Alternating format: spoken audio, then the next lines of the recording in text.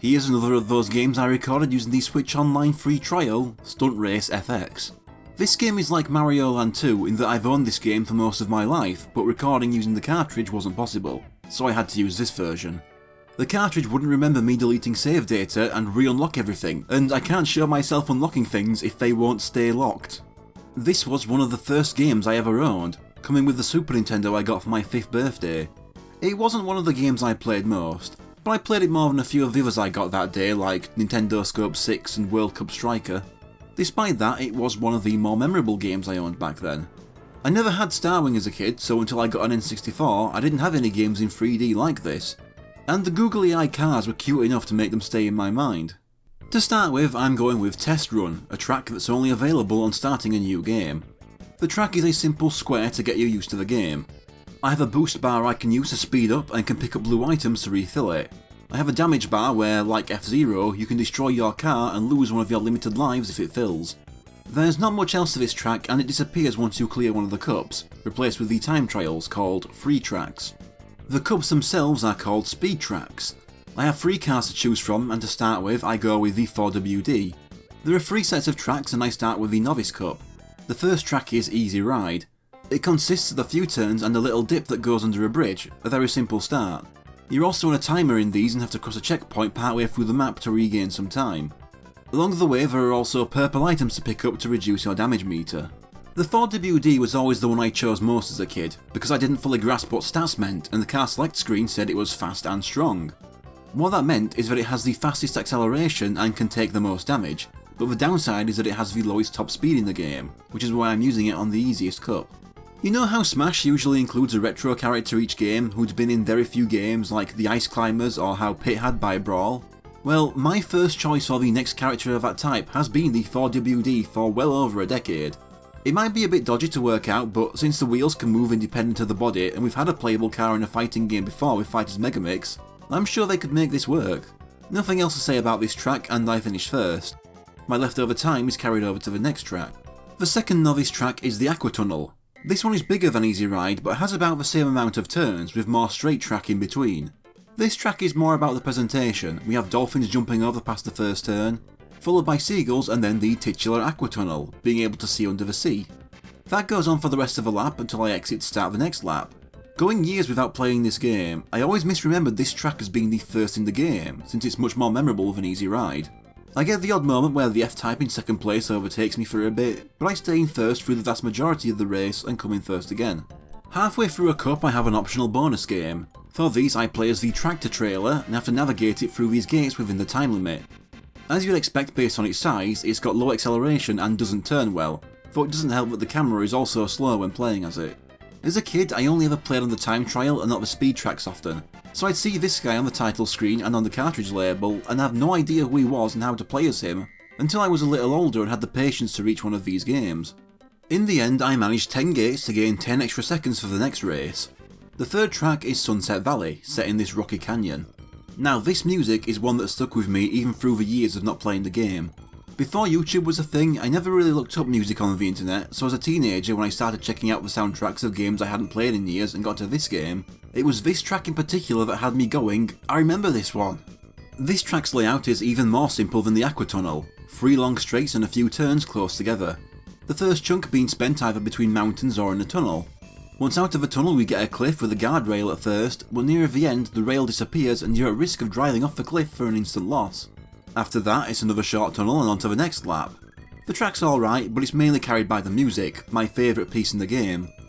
On starting the last lap we get horses running by. There's a lot of these little touches when starting new laps across the game.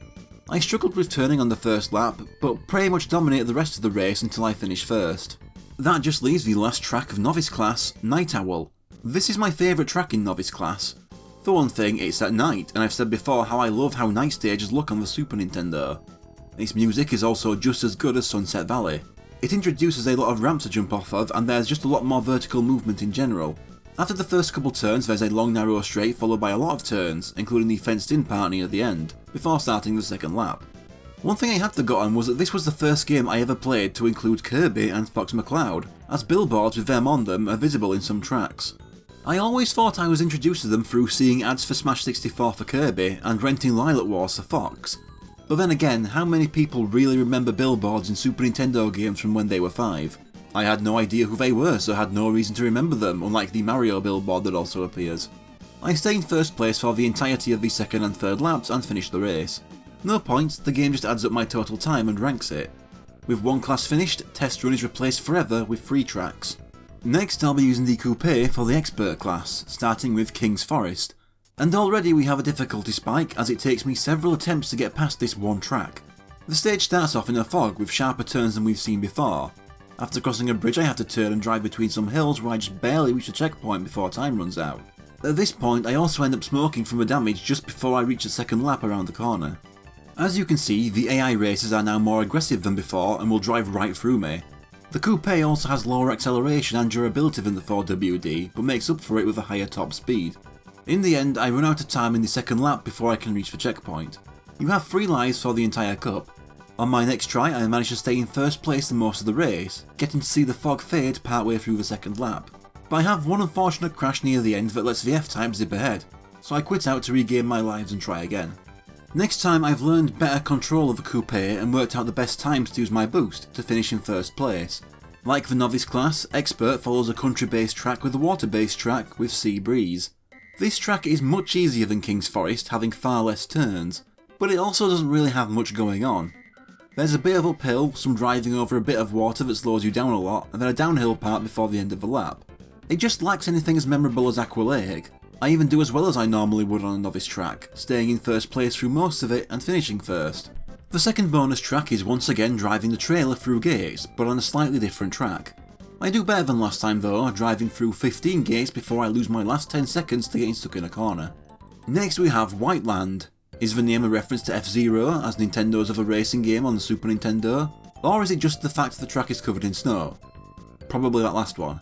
I have a disastrous start when I turn the first corner and jump the ramp, and landing has me crash into a wall and end up so far behind that by the time I right myself, I just retry.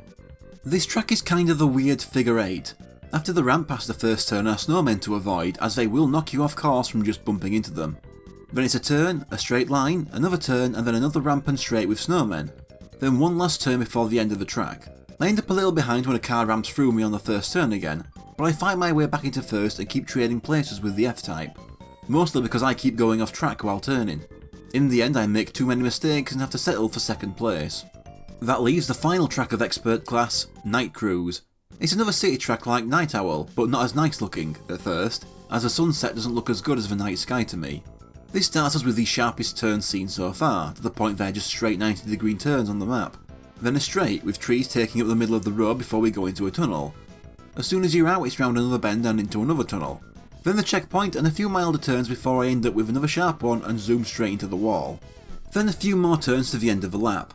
I made too many mistakes, so I decided to try again. I still have one more life. Having gotten used to turning on this track, I take first place early on and manage to keep it for the entire rest of the track. What is cool about this track is that the night progresses with each lap, ending with the same night sky that Night Owl had, but that is Expert class also completed. A couple frustrating moments, but mostly AI caused than anything else. I next choose the final default car, the F-Type. Completing Novice and Expert unlocks the final class, Master, starting with Lakeside. Now I start to have some real trouble. The actual layout of this track is easy, a simple straight, turn. The big challenges are the AI being even more aggressive and the time limits being stricter. I finished the first lap with little trouble, but then a car smashes through me from behind fast enough to completely shatter me, leaving me waiting to come back together. The loss in time making it so that I only reach the checkpoint at the last possible second. Part of that is due to the F-Type's body. It has the slowest acceleration and the weakest body, but makes up for it with the highest top speed of the default 3. I never chose the F-Type as a kid due to this. I didn't know what the miles per hour number meant, so all I saw was it being listed as slow and weak, while the 4WD was fast and strong. I take too much damage from other cars and on the third lap a minor brush against a wall kills me. So I just reset the game instantly. On my second attempt I somehow managed to stay in front the entire race and win. This leads to Big Ravine, the biggest pain in the arse. To start with we have a long straight dirt path with boulders on either side, a narrow valley to pass through and then a tunnel. Out of the tunnel on the side is a little bump that flings me into a fence followed by a very sharp corner. Around the next corner is a checkpoint and across a bridge to some more sharp turns. After that, the rest of the lap is easy enough, but if you aren't almost dead centre when you cross that line, you're smashing into a boulder. I found it pretty much impossible to get anywhere near the front, and that's not including the times I crashed out. In the end, it took many restarts to get through this track, and I just had to settle for second. Bonus Track 3 is another new track and a more complex gate layout requiring a lot of swerving. I don't do too well though, and only passed through 6 gates before running out of time. After Big Ravine, Sky Ramp was loads easier. This one takes place in the sky and even has you driving through clouds at a couple points. Even Arwing's flying over at some point. Not as crazy a layout as other later tracks, a lot of straight road and a few difficult turns, and I was very thankful for it. After Big Ravine, I needed something to help me chill a bit and wind down. I find I get annoyed at difficult parts while recording games for these videos a little quicker than I do when playing casually for myself. Probably because every roadblock is a delay to me being able to make the video, and also the more failure footage I have, the more space it takes. I take a few bumps over the course of the race but manage to keep first, finishing just before I go up in smoke. That just leaves Harbour City, the final track. We have one more of those nighttime city stages I like the look of. After the first big turn there's a downhill section on a half pipe, followed by driving through water, followed by a half pipe going up. After the checkpoint is a longer half pipe that almost ends in disaster, and then around the corner for the next lap. It's quite a fun track, and not as hard as you'd expect for a final one. The only issue is, on the second lap I was too focused on speed and sent myself over the edge of the half pipe and drowned F-Type. But I managed to finish in next try, and in first, even with second place breathing down my neck for so much of it. That's all 3 courses complete and I get the credits, but I'm not done yet. Next we have the stunt tracks, and for these I'm going to play as the 2WD, the bike I unlocked for clearing the masterclass, having the F-Type's top speed plus the coupe's durability and 4WD's acceleration, making it the best car in the game. There are 4 stunt tracks, starting with the Rockfield. Each of them is an obstacle course where I have to reach the end while collecting all 40 stars placed on the track within the time limit, some balloons being worth 5 stars. These are hard as hell and take me a total of 40 minutes combined despite their short length. What doesn't help is that the 2WD is great in races, but not so much with these, so I swap back to the 4WD. Rockfield is an easy one with this car as it's mainly ramps and bumps I'm driving over with the balloons placed in a straight line. But next is Up and Down, where I spend the majority of time in this mode. 20 of the 40 minutes spent here were on this track. It starts simple enough with the first 10 being across some ramps on 2 straight paths, then the turn over a spinning platform and then over a bridge followed by more ramps. It's easy to not have the speed and fall between the ramps here. The third section is more bumps and spinning ramps. The latter are the worst, as it's so easy to miss the star in the middle and go flying away from it. That would be the part that always screwed me. But then the fourth section is easy, just going over more ramps.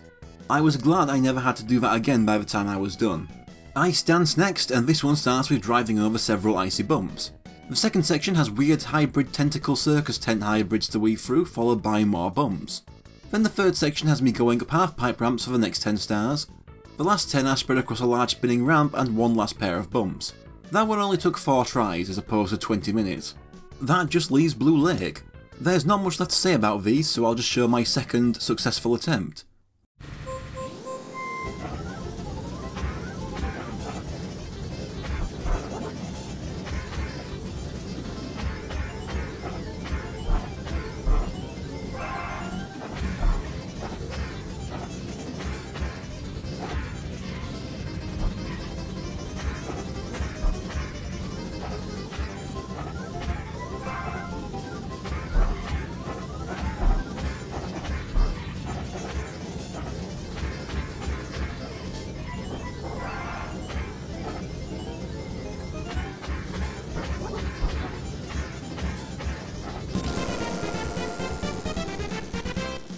That one was loads easier. With that I've 100%ed the game and have the final unlockable, Radio Control. This is a battle mode with a zoomed out camera, where I have to defeat the other 3 cars by crashing into them once each. As a kid I played this part the most since it was the only thing I could win at. But this means the cartridge I own was already 100%ed when my dad bought it. I never thought about that. It's a neat bonus, not quite worth the frustration of Up and Down, but I enjoy it. But there's Stunt Race FX. I still like this game a bit, but just like. It's not the easiest game to get to grips with, even by the end I still had trouble working out how I'm supposed to turn smoothly. And the flat polygonal tracks make depth perception harder than it could be. I can have fun with the racing, but for me the game's presentation does a lot of the heavy lifting. The cars are cute and charming, and that soundtrack is fun. And despite the depth perception issue, I actually like how the game looks. Speaking of that soundtrack, the music ranking is in the description. I won't be doing a music ranking video for this game because you know what Nintendo can be like. I'm surprised I got away with the Pandora's Tower ranking. It's a shame this was the only game. The game's look would have been perfect for the N64 and wouldn't have the Super Nintendo's technical limitations holding it back. I see the claymation art style on all the official art and think that would look amazing on a modern system with even more cute googly-eyed vehicles to race with. For all the Nintendo series that have a massive amount of games, there are a few IPs they gave up on too early. Overall, there are better racing games for the console, but it's also better than others. And once again, 4WD for Smash.